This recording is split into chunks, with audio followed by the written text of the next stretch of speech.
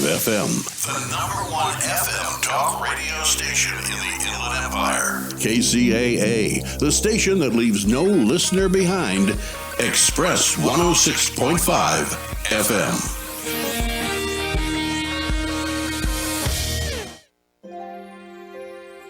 The doctor is in. Welcome to the Psychic Love Doctor Show with host Deborah Lee. Deborah has been practicing, teaching, and perfecting the personal prophecy card reading method for 20 plus years. This life-affirming, highly perceptive reading method has taught Deborah how to zero in on specific problems with relationships, career pursuits, and current roadblocks to success and happiness. This inspiring show will help you never feel helpless in life or love ever again. Now, here's your host, Deborah Lee. Welcome, everyone, to our very rainy broadcast as we are sitting here in a soaking wet Virginia Beach studio. I've got beautiful Lauren sitting with me. I know how you all love when she presents herself here. Hello! Yep, and we have got, we hope, an interesting show for you all. Those who may be tuning in for the first time, I always like to give them a little, just a bit of a backgrounder so they don't have to sit there going, what are they doing here and why? Yes, what are we doing here and why, Deborah? What we are doing is we are letting steam off on a Friday after a whole work week, and while you are out there possibly driving in traffic, or you're sitting back with a nice cold one, or some of them even are in their tubs soaking. Okay. Getting ready for the evening. So what we're doing is we are giving you card readings, especially to those who call in. Now, we are also broadcasting on Facebook Live, so if you want to catch us, I almost said in the raw. I don't think you're going to catch us that way, but if you want to catch us, come on over to the Psychic Love Doctor Facebook page, and you'll be able to tune right in with us. Now, the readings I conduct, just so we are clear, are not tarot. They are not oracle cards. They are not angel cards. And oh my gosh, there's such a huge amount of different card systems out there. I think they're all wonderful, and I never want to say that my method is any better than anyone else's. I think they are all good and different. This method is called personal prophecy, which I learned from my grandmother in 1982, which was approximately 2 years before her death. When she did pass away, I decided to undertake what I thought would be a very deep and interesting amount of research into this method, which, by the way, I'm holding them up, involves nothing but ordinary playing cards. You know, I could find many systems concerning using ordinary playing cards, and they do date back quite back into historical times. But the thing is, I couldn't find anything that was like this method. What this method is essentially is allowing us to use choice and change in order to navigate our lives toward a better, more fulfilling, more love-filled future. What we do is we lay out the cards, and in every reading I give during the show, I am using a 24-card layout. There's no quickie pulls here of a couple cards. This is not a quickie type of reading style, but it is very literal. And then Lauren and I and others that are in the studio with us, as well as the caller, we start brainstorming on different effective ways that you can bring change to the path you're on. For instance, if your marriage seems to be wilting, we'll say, we will look at what the reason is and possibly be able to do things to put a spark back into that relationship. Too many people wait until the marriage is, basically dead on arrival, and then they think, well, what happened? Why didn't we? And it's realistically too late. Also, we'll look at your career. If you'd like to actually pursue a passion, something that has been in your heart forever, you'd be amazed how these cards can let you know the true potential that exists for you in terms of that career pursuit. Many of us have a calling on our lives that we aren't even aware of until, say, a method such as personal prophecy will open your eyes to it and make you realize, yes, you can do those. I'm not going to tell you that a 50-year-old woman can join the ice capades and be flipped around on the ice. I mean, that is going to, that would look in the cards like really not having any potential. On the other hand, she could become, say, a part of the administrative staff. So there are workarounds. There are a number of different choices we can make that will bring strong, meaningful, dynamic change to our lives. I like it. I love it, actually, and that's why I've been a part of the show, and I've always loved what Deborah does for the people that call in, and she really changes lives. Well, thank you, but I do so very humbly. I feel more like I'm the middleman between like divine intervention and our own earthly existence. Yes. You know, I would never claim that any of this comes from me. It seems to come through me. I can see that. I can't see it, but I believe it. So for those of you that are really fascinated now, I do also teach this. So you can, at the end of the show, I'll give you a way to get a hold of me if you are interested. I do not believe it's a gift. I believe this is a skill. The very same as, say, brain surgery. Yes. Or helping people with orthopedic difficulties. I think that everybody kind of has an intuitive ability, all do. But we don't tap into it. It's very elastic. Think of a piece of elastic that you can stretch and stretch. So many of us never even stretch that. Or we think if we get an intuitive thought, we think, oh, that was just coincidence. I don't really believe in coincidence. Right. I think there's a reason for everything, but we don't necessarily see it right at the It time. definitely makes sense. How many of us have instances where we say, you know, my gut told me this, but I went and did this anyway. And it's never a good thing, right? Well, not always is it going to necessarily be an object lesson, but a lot of times. And we can learn from making our mistakes. We don't always have to be, you know, totally perfect or making. Sometimes we have paths that will be like a snake's trail, going this way, that way, upside down and under. And, you know, from all of that, we can learn a lot about ourselves, about our environment. Yes. Yes. So my question for you, well, first let me put the number up on the show. If you want to get a reading from the lovely Miss Deborah, you can call in at 909-792-5222. And in the meantime, we do have this really rainy weather. But I wanted to know, so over the years of doing all these readings, I'm sure you've seen like trends with things. Would you say like in the summertime, do you see more people typically starting new relationships? What are the peak times for people to start relationships? Is the summer a good time? I think it's right now, in the month of June. This is when people are out and about. People are at the beach, or they're going to barbecues. You're circulating amongst a larger number of people, where during the winter, it's kind of cold. Well, here, we think, 30, 40 degrees is cold? It's too cold, Deb. But I'm from northern Minnesota, where 50 below is not unusual in the month of January. But we're less inclined to be mixing and mingling, and people are more casual during the summer. So you have more opportunities to line up dates, and people are out having summer cocktails. And are these lasting relationships that are getting started in the summer?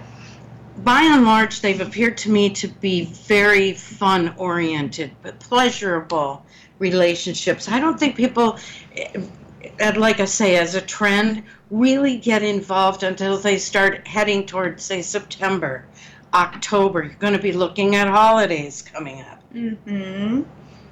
The cuddly seasons. Yes, however, there are ways that those of us who are of the single inclination, but would rather be paired up and head toward the altar, there are a number of strategies that we can use. Call it manipulation, if you will. But isn't romance itself a bit of a manipulation? Isn't it a dance? It can be a dance. It's a dance, and it can be very coy, or it can be very bold, like the tango. And we'll have a show on that. Are you coy or are you bold, Deborah? Well, in my past, I would think I was coy, but I knew how to get that eligible male I was seeing. I knew how to manage him. She did it with scalp massages, ladies. It's all about the head rub, right? You told me about the head rub. Oh, the head rub works really good. Another thing is you don't jump in the sack right away. You want to build that mystery and that mystique. And send him home with his knees wobbling. What if you jump in the sack, but then you create the mystery afterward? You know, become more mysterious. I suppose that could be done. Can you do that? But remember, men are hunters by nature. It's in their DNA. They want to pursue. And I can bet a lot of guys are out there listening going, oh my God. Because they want to tell me, hey, I'm an IT professional, okay? I am not out hunting down deer. But the thing is, it's in your spirit. It's in the way that you move, gravitate toward picking the one. Okay. That is going to be your number one. So I have another question. Okay. And then we'll go to the phone. And then we'll go, yes, we will. So my other question is trend-wise, since you have had a number of clients over the years and you've seen different perceptions, is there, with age, like, do you see like older, younger, older men with younger women, older women with younger men, or like same May, age, September type of relationship? Do you feel like there is any greater or lesser success rate with people who are older and younger? Or do you think people are more likely to have good, stable relationships? Interestingly enough, I really think it can be more challenging. If you are, say, a 40-year-old man and you're dating a 22-year-old girl, she's still caught up in the excitement and wonder of life, and everything is a drama-filled experience. Right. And you might be at the point where, for you, something exciting would be sitting home and watching Game of Thrones. Right. Or whatever happens to be that's why I say it's going to be very challenging, because there is such a big age difference. Now, if there's a woman who's 40 and she's dating a 22-year-old buck, this can be very exciting for her. But then it sort of reduces him to the status of boy toy. What's wrong with that? There is nothing wrong, but you have to be careful with somebody who's young and impressionable, because they're going to fall in love easier. They aren't, jaded yet. They're still they're still in the pup stage, basically. I think people too, I think it depends too, because I think if you're a good person and you are the older side of the equation, I think you have to feel like a responsibility to make sure that that person leads like a full comprehensive life. And exactly. Kind of my problem with it, I did have a younger boyfriend a while ago, and my issue was when things started getting serious and he was talking about getting married and all these things, I didn't want to be the reason why, like, in like 10 or 15 years he felt like he didn't go out and have like crazy partying days and stuff, and you don't want people to resent you. That will happen. Yeah. And so that older person is going to have to try harder. And that younger person may be higher in maintenance for that. Yeah. And then we, of course, have to, I think of them as like really off-the-grid relationships where she might be 70 and the partner is 30. So you're talking about Madonna. We're talking about Madonna. Madonna, if you're out there. Well, on the plus side, she's wealthy. She is. So she could basically buy herself a man if she wants to. I just, with Madonna, with those kind of things, I just feel like there are super attractive, like 30 and 40-year-old people and people in their 50s even and 60s, like all the way up there. But I mean, I think it's weird that she specifically targets like super young people. Not saying that like obviously they're attractive too, but aren't there people who are just as attractive? I mean, like look at like John Hamm in her age group, or even a little bit less, you know. But not such a big gap. Yeah, but not such a big gap. With her, I think a lot of it is they're an easy sell. She doesn't have to really step up that much. She has to tell people who she is when they're that young. The 20-year-olds don't even know. They don't know who Gwen Stefani was before The Voice. I hope none of them are listening. Oh. You know. No, but it's true. I have a lot of younger friends who, you know, and I'm only 33, and they'll ask me, you know, like a song will come on the radio, and they're like, who is that? And then I find myself like mentoring them and telling them who these music people are and stuff. So I feel like, is Madonna even relatable to, you know, not that they won't know who she is, but I don't know. I don't know, it's Deborah. It's a good question. Madonna, we want to know. Give us a call, Madonna. Tell us the real scoop, okay? Well, I guess I will stop asking Deborah questions for now. Yes. I have more for later. We will move on to our phone lines, and we have a call from Danielle from Texas. Hi, Danielle. Hello. How are you? Good. How are y'all? We are fantastic. Staying dry, but it is really miserable outside here. Danielle, how do you feel about Madonna? She's okay. What do you think about her dating like people in their young 20s? I don't know. Like, it's her life if she wants to, and if the other person's okay with at it. Her youth? Maybe. Grabbing them and basically saying, make me feel young again. I think that might be it. But Danielle's so sweet. Listen to her. She's like, Madonna can do what she wants. I like you, Danielle. Thank you. So, what is going on this week in your life, Danielle? Let's see. I had a pretty, I guess, busy week, just working and enjoying summer, and it's been okay. Wonderful. Everything's going good with Isaac? Yes, we went out on Wednesday. We were supposed to swim, but we had a very bad dirt storm, so we weren't able to swim. So we went out instead, and okay. I'll probably see him maybe tomorrow or on Sunday.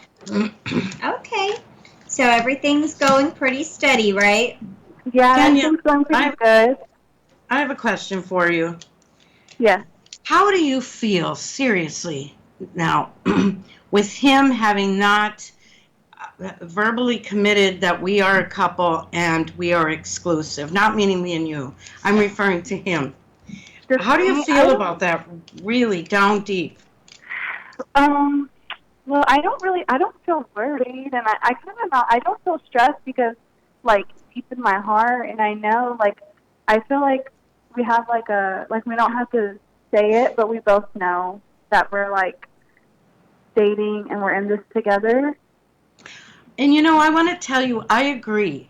Now, I have been able to basically walk with Isaac intuitively since you first, joined the show with us. And he still harbors a deep sense of fear about moving forward, about making that commitment. Deep down, he still is licking his wounds from the past. Now, I don't understand a lot about, say, human nature, why having you hasn't made him, well, what do you say, Lauren? Made him more... Feel more secure? Yeah. Yeah, I was going to ask about that. I mean, me and him have had a long past. And on Wednesday, we were drinking a little bit, and I, got emotional because, we do have a long past, and I can tell, he feels the same way. But we're just like, you know, trying to live like, you know, not look in the past anymore. Well, and he should really try and let it go. Sometimes when we reach a point like that where we have this continuing grief and we're like mired in it and not moving forward, this would be a good time to either read some self-help books or see a therapist. But men are kind of squeamish about that. But I want to tell you, I really think that he also contemplates things like moving in with you. And so he is embracing the thought of a future with you. So I just really wanted to put that out there for you, excuse me, so that you know that he isn't like stuck and he is moving forward, but it's at a real snail's pace. I was going to say, too, how old are you, Danielle? I'm 20, and he's 23, but we've been together, we've been in each other's lives since we were even younger. And I get that, and I feel like sometimes, and I could be wrong, Deb, but I think sometimes that time period in life, because people are doing things much later now. More commonly, a lot of people are waiting till 30 to get married. So sometimes those goals of like getting married, getting a house together, living together, because people are pushing them off till people are much older now. I think sometimes that age group, because it's not seen right now as like a common thing, like not as many people are getting married younger. So that kind of stage in life seems like things kind of do go very slowly. Because, you know, if you run out right now and say, oh, we're getting married or we're having a baby now, you know, families and people around you might go, well, it's a little soon. So, right. So sometimes it can be hard for those things to feel like they're moving at the same pace as they do when you're older. Yeah, and women are having their own careers now. This is not the 50s anymore, where a girl of, say, 20 years old really needed to look at her prospects for a husband. Yeah, but we still have the desire for those things, and I think people want to have the, I guess it's the significance of what those steps feel like. You want to feel like you were that important to him. And I don't like. I just want him to just you know like pour his heart out to me or something. Do you know what he means? Like I don't know. Yeah, and it's hard to get them to open up. And the thing is, though, alcohol. And I don't mean to really advocate alcoholism, but I mean, if he will have a few drinks, loosen up. It's amazing how every single beer or every single drink is another one of the soldiers of that sentry, like falling asleep on watch. Yeah. And pretty soon, boom, boom, boom, they're all down. And now you're facing the true man there.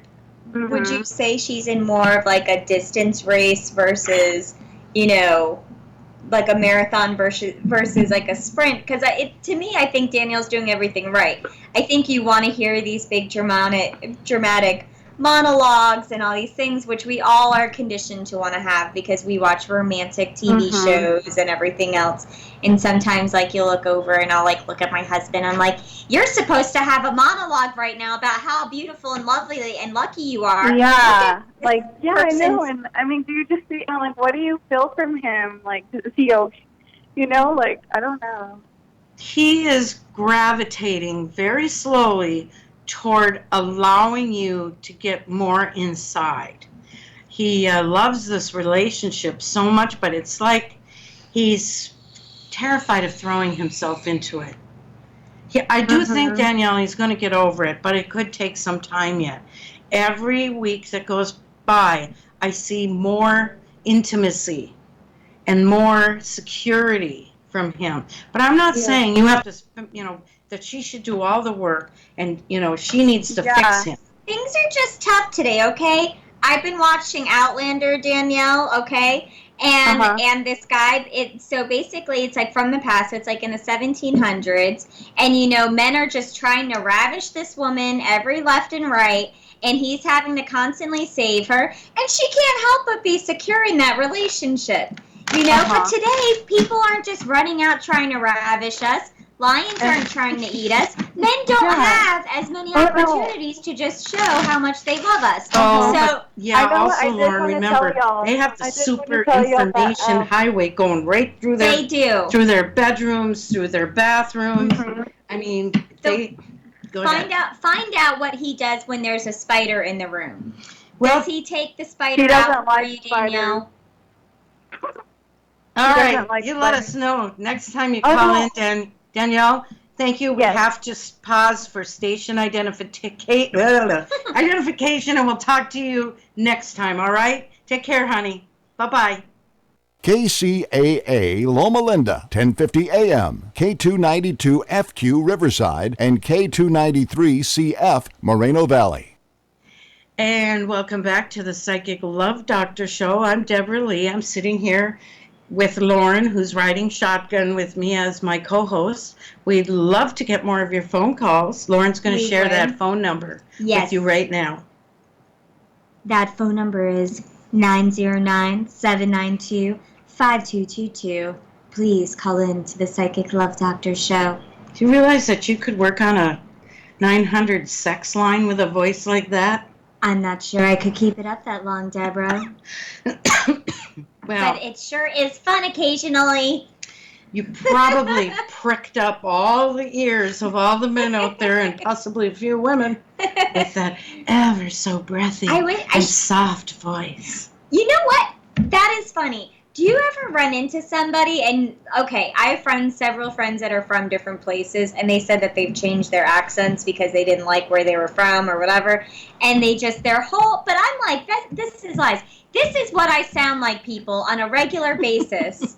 And I'm like, they changed their accents. I was like, but I would never feel comfortable going like, I really hate my chipmunk voice. Let me just talk to everybody like this now. How do you make that decision? If you're making enough money doing it, I guess you go where the money is. I suppose. But this is who I am. It breaks out eventually. I can't take myself seriously. You're a native Virginian, but you don't have that twang that most have out here. Well, no. My mom's from New Jersey. My father's from Ohio. They've kind of balanced out, with their Yankeeness, my southern accent, and it's appalling. Well, I'm a person without a home with my accent. I don't sound like anything. I probably sound... I sound like the people probably from like the 1930s. Like I feel like I sound like. What is that thing you said about the Coke? Do that again. When are you going to take me down to the Nickelodeon and have a Coca-Cola? That is Joan Crawford in her early days. Is that what it is? God, I love that woman. Oh. I could watch her movies all day and all night for over and over. Yeah, I loved her. It's so nice that you can say that, Deborah. It appears that we have another caller. Oh, we do. Do we? Oh, we do. We do. No, this is a young lady who is near and dear to my heart. Hello, Sadie, and welcome. And I'm glad you're joining us from Michigan. Hi, how are you? We're doing okay. How are you, honey? I've been seeing some awfully beautiful pictures of you on Facebook. You. I'm doing okay. Well, tell us what gets you calling us tonight and what we can do for you. All right. So I met this guy, and he ended up moving to the same city that I live in, and we met for the first time in person, and it was really cool. He met my friends and stuff, and then eventually, for some reason, he started, making excuses on us hanging out and stuff, so that kind of bothered me, and he would message me, and I got to the point where, I got tired of it, so I stopped giving him the attention, and I stopped messaging him, and I think that really bothered him, so he ended up blocking me, and I just want to know where we stand, I guess. Wow, that is a really good question, and I'm sure there's many in our audience that have had this type of experience. Now, did you say in the beginning that you met online? Yes. Okay. Well, isn't it funny that we can have this artificial sense of intimacy online where it can actually make us feel very emotional about people? Well, she met him online, but she finally met him in person. And then he started... I didn't understand why he would, make excuses on us hanging out if he kept telling me, I want to get serious with you. But if that was the case, I feel like things would have been different. And he did meet your friends, right? Yes. And then, I'm going to. I'm laying down the cards for you, honey, and I'm very interested to see what the cards say.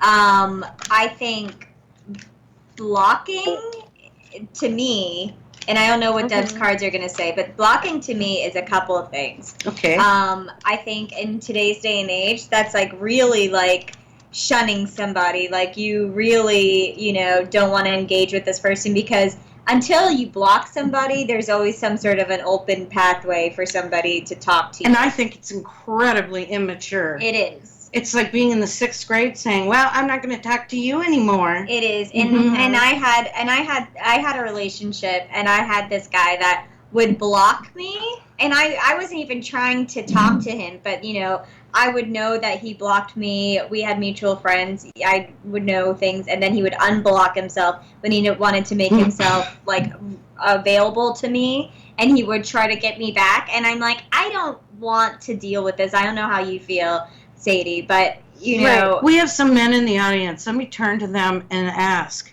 is this sometimes a game that guys like to play to see if they can get you back again? I don't think you blocked as a game. And then, but would maybe unblock and try again to see? I had the block and unblock, and in my instance, it was really immature because he blocked me when he knew I didn't want to talk to him. So it was kind of like, It's like, I'm not fired, I quit. Yeah. That's what Well, Sadie, I see a different situation for you. I feel that where we were talking earlier with Danielle about Isaac is simply afraid of putting himself fully into this relationship, but he's not looking to let her go. What I'm seeing here is this guy, you're not the only woman in his life.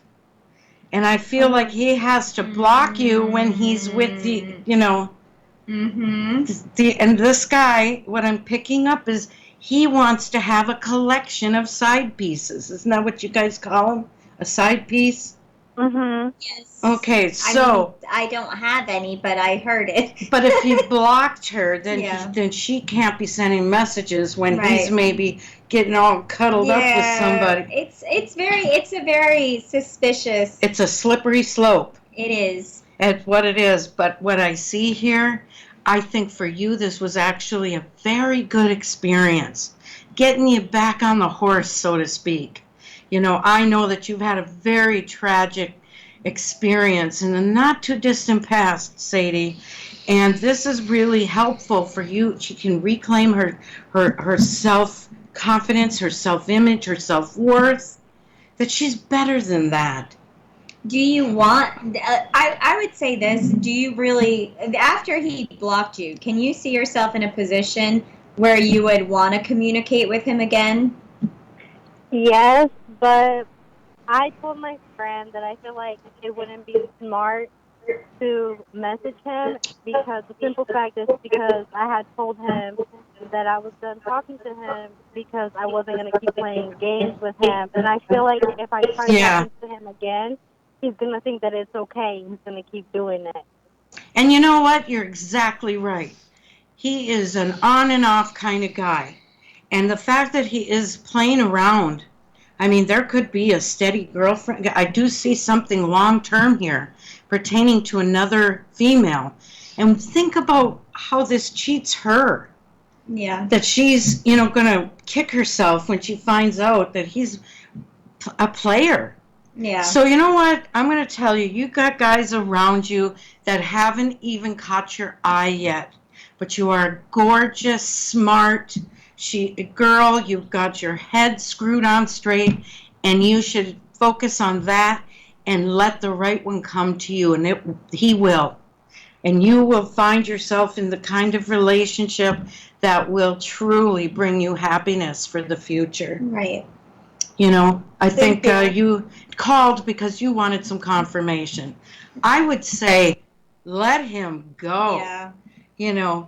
Stand up tall and say, next. Okay.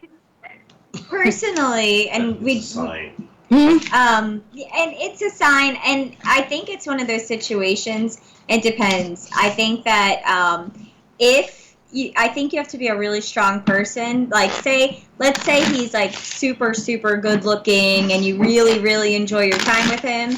If you feel like you can kind of be like, okay, like I realize that this isn't going anywhere, that he is fine, you just enjoy your time with him, then that's one thing. But if you feel like you can't compartmentalize that, and that, in your heart of hearts, you want this to go somewhere. I think she deserves better. And I think so too. But as we know, and probably Sadie knows, she's probably had a friend in a similar situation. Sometimes we're going to not make the smart decision, and we're going to do the thing that feels good. I need to tell you, Sadie, one thing that was very clear in your cards. Amongst your group of friends, I can't personally pinpoint who it was, but in a private moment told him, if you hurt that girl, we're going to kill you, or we're going to come after you, or it was some kind of threat, a verbal threat. Right. And it scared the living you-know-what out of him. And good, because they were on to the fact that he is playing her along. I would say, too, do we have time for me to give an anecdote? Yes. Okay. So I will say I had this boyfriend that I dated, and we did have a long history. High school, college, everything. And, and I was super upset with him when I was in high school, and super upset with him when I was in college, because both of those times I really, really liked him, and I emotionally invested in everything. And after college, we would talk on and off again. Then years later, he wanted to take me out to dinner, but by then, when I was like 28, 29, I was like, he was trying to pull this, like, we're in a relationship thing. And I'm like, we are not. You were terrible in high school. You were a terrible boyfriend when I was in college. And it was upsetting to him because he wanted to have that kind of, like, power over me. And we're friends. But it's funny because, once you know that, some of these guys out here, like, they want to have the power in playing different people and doing all those things. And once you kind of do it back to them and you're like, I'm not going to be in a relationship with you, that's when they kind of lose the appeal. Yeah. And had this guy been right, one door after another would have opened. She wouldn't even need this reading, or she'd have called up to say, can I really believe in this? It seems like a dream come true. I want us to can we do another reading on Sadie? I want to see if there's somebody else that's coming up for her. Did you see somebody else? I saw many somebody else's. I mean, what do you say, Sadie? Are you going to drop this blocky person? Are we going to look for a new person? I don't plan to contact him. I don't think you should. She doesn't plan to talk. Are you going to open your horizons and be ready? I actually am very curious. I want to see if there's somebody in here for her. And I'm laying them out. We don't have anybody else right now on the queue, so. This is Deb's show, and I usually don't do this, but for some reason, during this call, because I think we left her with sort of a don't do this, but I think if she can tell you kind of what your path does look like, maybe you'll be a little bit less likely to fall into the same. I don't know if she's going to allow this to happen again. Okay. Some people learn a great lesson the first time out. And for her, I think she's not going to chase any man. Okay. All right? And she doesn't need to. That makes me happy. What I do see for her, deep down inside, honey, I think you still have a lot of unresolved grief yet over Marquise. Yeah, I do.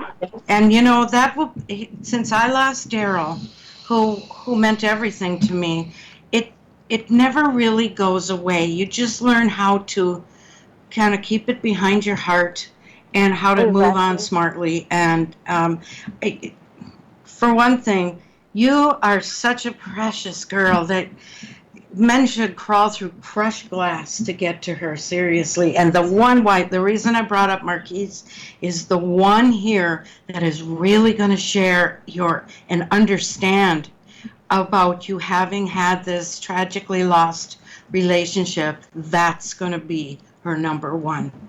That's the one that's going to completely understand. And his role will be there to love her, but to also help heal her heart. To provide the emotional support. And the problem with you being so stunningly beautiful, honey, is that you become a challenge to men to see if I can get her. I'm going to see if I can, get in there. Mm-hmm. And that is a burden. Beauty can be quite a burden at times. So just remember, Sadie, there's another one coming for you. He's going to be awesome. And I can't wait till you call up to say, guess what? I met him. Okay, thank you so much. You just have faith, honey, and call us whenever you want, okay? Okay, thank you. Take care, darling. All right, bye-bye. You too. Bye. So, we're getting, we may not get a lot of callers tonight because it's now, summer and whatnot. But I think the ones that do call, it's very meaningful for us. Now, there was another question that readers send us, or followers, fans, whatever you want to call them, of the show. They do send us questions. Yes. One of the questions that I had presented to me was, can a relationship survive cheating? Yes. Now, I get a lot of requests. And you think what exactly? Because Deborah has a very interesting take on this. And you think that, yes, it can if... I do believe that the number one way that it can, a relationship or a marriage can be saved or survive, we'll say, is if both partners have cheated. The old tit for tat. Well, he cheated, so I'm going to run out. Yeah. And then you both are on even ground. That's when you decide, are we going to put this back together and not do this again? Right. And I have a number of exercises that I often share with couples when I've been coaching them with card readings and such. One of them is, I say to them, you have to actually set a line down that you're going to step over to move on to the future, and you are not going to dredge this back up again. And this is after a lot of talking and working through it and re-promising each other, and maybe even having an affirmation ceremony, the renewal of vows. But then you need to say, go to the beach or get a piece of chalk on the sidewalk and put it in front of you and make it a ceremony and say, we're going to step over this line into a brand new present and future, and this is going to be left in the past. And then that becomes their starting point. Another way is to go out and get yourself an old Barbie and an old Ken doll, go out in the woods and bury them and say, this is the old us. This isn't the new us. Because these are, dirty old dolls. And bury them and say, the past is now buried. It is not going to influence our lives anymore. So that is my take, and I can see the validation, but in another way though, I feel like if you have a couple and they're really in love, and I think there's always one person who loves the other person more, maybe not always, but it seems like that. But if for the person who's been cheated on, and if they really love the person who cheated on them, and they go out and they try to do this retribution cheat, can it sometimes make them feel worse? Like, can that be a negative experience for them? Because not only were they cheated on, but now they're, committing this act with somebody that they don't really love to try to feel better. But can't that actually make things worse? Well, yes, I suppose, and it can become an endless chain of indiscretions with other people. But the thing is, if you're really determined to be together, you're not going to engage in that. You would want to, a lot of times people have to separate, actually. He goes his way, and she goes hers, and they do the old, what was that, we were on a break with Ross and Rachel. Then he can go out and sow all the seeds he wants to, and she can go out and do whatever she thinks she needs to. And at some point in the future, they may. Do you see that a lot of times? Do you feel like that's more of a common path? Boy, you're really putting me up against the wall. Well, you are, you are kind of a expert on these things as you've had many clients, you've observed so many relationships. And they have been, I've got to be honest, from the average, say, housewife to the active duty military person. I've even had some of the broadcasters from a certain sports channel that have called me up, but can't tell you because that would breach my confidentiality, all the way to celebrities. Right. So I have found, though, that all of these situations are the same, regardless of our walk in life. Well, and what you were asking, now bring me back there. I've asked you quite a few questions. Well, I guess, do you see this often? Because I see it a lot of times, and it's so surprising to me. Like, I will talk to women and men, and, they'll be maybe in their 40s or 50s even, and they'll say, and they're like, oh, I'm getting married in 6 months. I'm like, oh, that's wonderful. Congratulations. And then I'll say, how long have you known this person? And then they'll say, well, we were dating in our 20s, or we were even married, and we had a baby, and then, we divorced, and then they end up together. And it seems, and they tell me these stories, and I just think, how can you go back to that? It's funny. Time will take you to different places where you can mature because of an experience. A lot of times it makes us stronger. Gives us greater insight, but no, usually what I find is they both go off, trash their marriage or relationship, and they're going to end up marrying somebody else. But then, like 10 years later, because there's so much between them that they both ran away from, that's when they will reunite. And now they've brought in two innocent parties into this. And it's messy. And now they've got people like me going, are you sure this is a good idea? I guess that's probably maybe the worst of it then, is you just have very judgmental people. We have a comment that just came in. Okay. I don't have my glasses on, but it says, what sucks is when you are cheated on but are too picky when it comes to finding someone to even score with. And I do think that too. It's like, well, if you're really into the person that you're with, and, you think they're the be-all to end-all, trying to find somebody to make you feel better. They're not going out to chase bimbos around a bar because they're not going to be up to standard. Right. And I think that is a really mature thing to do. That knee-jerk response of, well, I'll just go out and, become a flaming slut, whether you're male or female. All it's doing is showing everybody how immature you really are. Right. Your own friends are like, oh my gosh, and some people live their entire lives that way. But I'm glad that individual raised that comment. That just means that you're willing to face your own emotions. Right. And if other people aren't, how was it put, too picky, when you're too damn picky to just pick up somebody. It says a lot about character. It does, and I think, okay, since we don't have another caller, and by the way, the phone number to call in is 909-792-5222. But in the meantime, I'm going to continue to just annoy you with my questions here. But I have seen some commonalities, some things with our callers, some things with my clients at the salon. And how about this?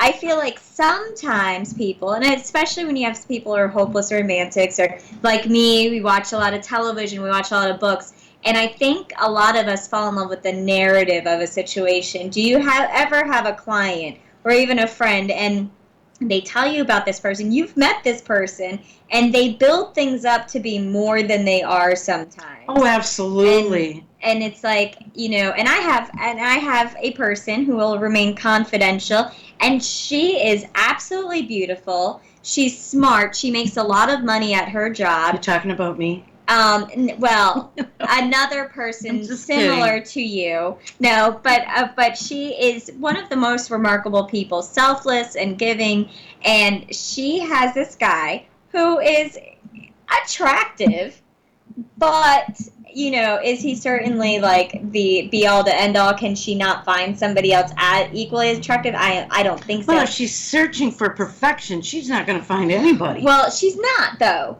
She's not looking for perfection, but she's created this narrative about him, and their relationship is awful. he doesn't take her seriously.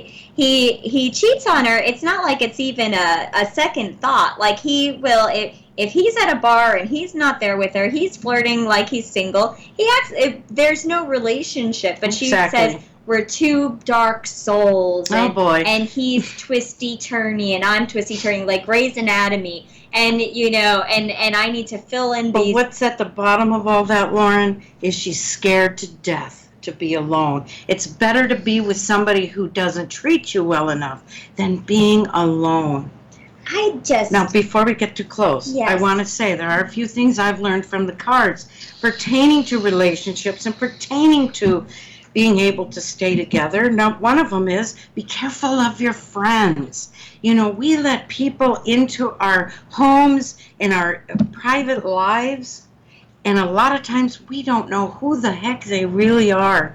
There's a time way in the past I had Navy wife friends. When I was a Navy wife, they would come over, drink coffee with me and all, and the truth was they were just trying to get close to my husband. As disgusting as that may sound, yeah, we will disguise ourselves as friends. Guys, you guys are notorious at like big parties and things like that for getting a little bit too much alcohol under your belt, and you go up to another guy's wife and will start saying things that are incredibly inappropriate. I don't know how he got you.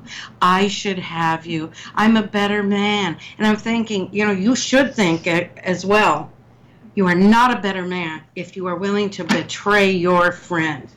You are just gave the whole store away right there. Well, and then sometimes I think the best way to see who your real friends are, I often have this problem because I'm so honest and I tell people like the truth, and people don't want to hear the truth, so they end up having people like you're saying around them. People are like, oh, you're right. Good time, Charlie's. Yeah. Yeah, you're like, oh, you're right, Nancy. You both are so twisty-turny, and I'm over here like, it's not that deep.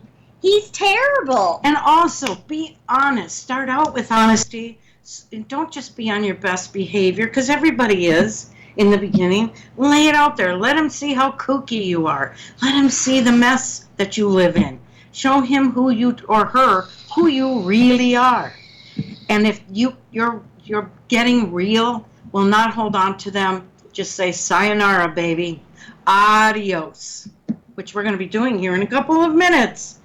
So I hope next week y'all are, ready to get with us, get some readings going. We appreciate the gals who did call in tonight. I appreciate tonight. If nobody else wants to call and bug Deborah, I will be here to call you and ask you lots of questions because I learned so much from just being around you, and I appreciate you. Oh, thank you so much. I should have paid like $100 for this hour. Thank you. Well, that's very sweet, honey, and I thank you too. And if any of you want to dispute anything we discuss on the air, you can either arrange for us to have you be a caller on the show, or you can write on the Psychic Love Doctor show page on Facebook. You can shoot a message, and those of you I mentioned at the top of the hour, I said if you're interested in learning how to become a credentialed practitioner of this method, you can send me an email at Deborah, DEBORAH, at psychiclovedoctor.com. Thank you, Deborah. This was found this very interesting. I appreciate tonight, and I was glad that we could share our point of view, and I hope, like I said, others will do the same. Relationships are tough these days. It's not like way back when we were all living like out on a prairie, and the next door neighbor was like 10 miles away. You really know that a man loves you when he beats up a cougar with his bare hands for you. There's no questions today. There's just not opportunity for it. There's no cougars, that's for sure. Nope. The only cougars are on a Carnival cruise line. Or over age 40. Hey. I'm getting there. Yeah, well, she's working on it, okay? It'll be a while yet. We're down to our last 2 minutes. I always love to thank all of you, because without you, we've got no show. And sometimes we're a little zany, sometimes spicy, and sometimes we just babble on. And I think that's how we really all learn from each other, is by sharing how we really feel. Absolutely. And what's really on our minds. So next week, let's get some more calls in. We love those. And remember, the readings are free. There's no charge. No charge. No charge. So on this note, we're down to our last minute before they're going to shut the lights off and turn off the microphone. So I want to say again, thank you. Please have a wonderful weekend. Everybody, please be safe. You know, there's been a lot of stuff going on. We got to be careful. And Lauren, it's always a pleasure. I adore you. I adore her. Do my best. So thank you. And in the words of Grandma, I'm going to leave you with, she always said, to dream is to believe. Once you believe, all things are possible. Good night, everybody. Bye. Mwah.